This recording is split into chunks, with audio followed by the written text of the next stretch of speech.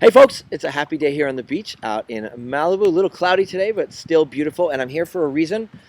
I want to talk about the Undertoad. If you remember your world according to Garp, the fabulous and famous and very dangerous Undertoad of life. I once got dragged out here. There was some kind of vortex, two wave systems coming, and just pulled me right out. I was on a what do you call it? A kickboard, and just got whammed out into the middle of the sea and had to swim. Couldn't swim in, so I had to swim sideways in order to get back to shore. And it was actually kind of scary because I went out really far and I didn't even realize it. And there's a parallel to relationships that I want to talk about. Sometimes you can't go directly in, you can only go sideways. And I want to talk about two sets of couples that I talked to this week.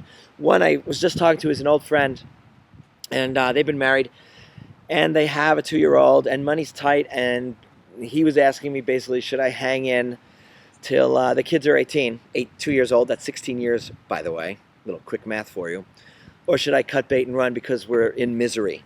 And I was in a similar position in many ways. And I gave him a long talk because he's a really dear friend, and they're both good people, but they're at that point where they can't even look at each other.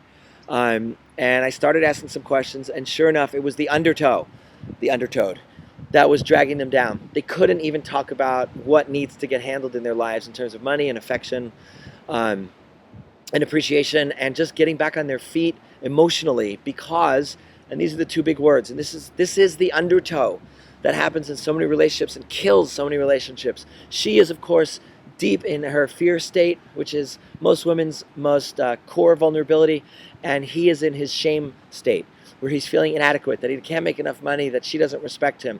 And so they can't even have a conversation because he's feeling shame and she's feeling fear. That stuff needs to get handled before they can talk about how to rebuild their relationship, because I think they do.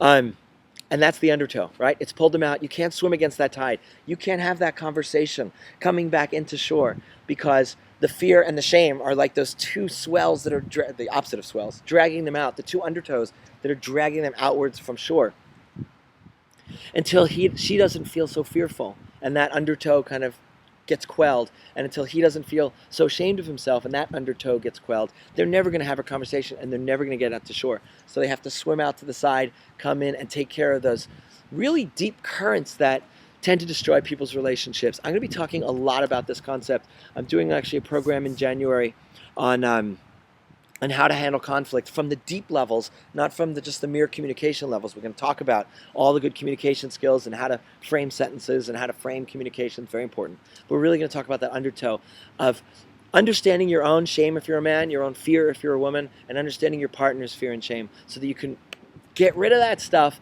so you can actually have a conversation. The other conversation I had was with a couple who had just broken up, actually the guy, and he knew the relationship wasn't going to last. She had just gotten out of a divorce. It was 1 month afterwards, and they had been together for 3 months. And of course, they broke up, and it was painful for him. And then she went and posted pictures, and these are people in their 30s, posted pictures on Facebook of some new guy she met at a party, lots of pictures, and it really hurt him. Now, by the way, Facebook, I read last week, is mentioned in 60% of divorce proceedings now in England. So I don't know what the stats are here. Be careful with those Facebook pictures. You can really hurt people. Anyway, he was hurt. She felt really bad. They really do have a great relationship, but she's not ready for a relationship. So he contacted her about that, and she said she was really sorry. And actually, she contacted him. She found out and said she was really sorry. And he said, look, don't contact me. I don't want to talk. I need time, right? I need space. This was a great moment for him that was a bit wasted. It's a natural response. We try to protect ourselves, right? He was in a little bit of shame because he felt like a lesser man now, because someone he cares about was with someone, and very visible about it, and with another guy, and that's very primal. Men don't like that. He had an opportunity actually to do something a little bit different. And it has to do with what I told this other couple. If you can separate the emotional reality from what's actually going on in the world, you can get your long-term strategy and your temporary tactics aligned. So his long-term strategy is he'd actually like to have her back. He thinks they really have something, and they may. We don't know yet, because she's just out of a divorce and she has to go through a whole process of unraveling.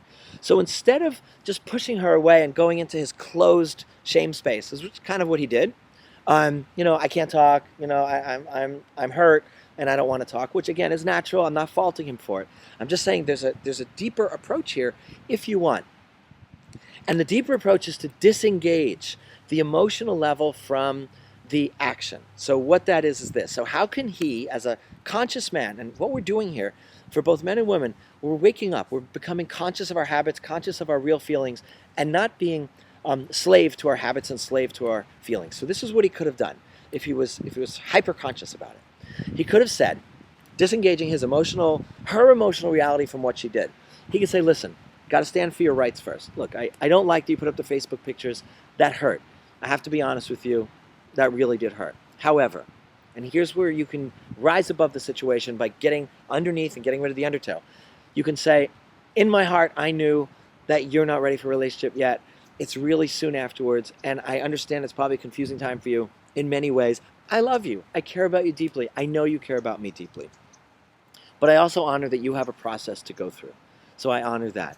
And now what has he done there? He didn't blame her. He didn't make her feel bad. He didn't make her afraid that he was going to get angry, which women are afraid of. Guys who are listening, they're afraid of your anger. So if you can quell that fear, now a conversation can actually start. Okay? If she still cares about him.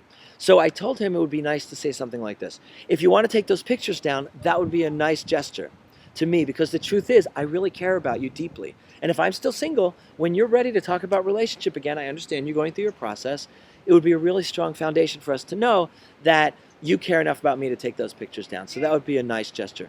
So that's what I mean about taking a long-term strategy versus a short-term tactic. His long-term interest is actually to rebuild a relationship with her.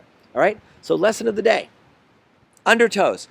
Quell the fear, quell the shame, then a conversation can happen. I'll be talking a lot more about this in January. Have a great weekend and a great Thanksgiving.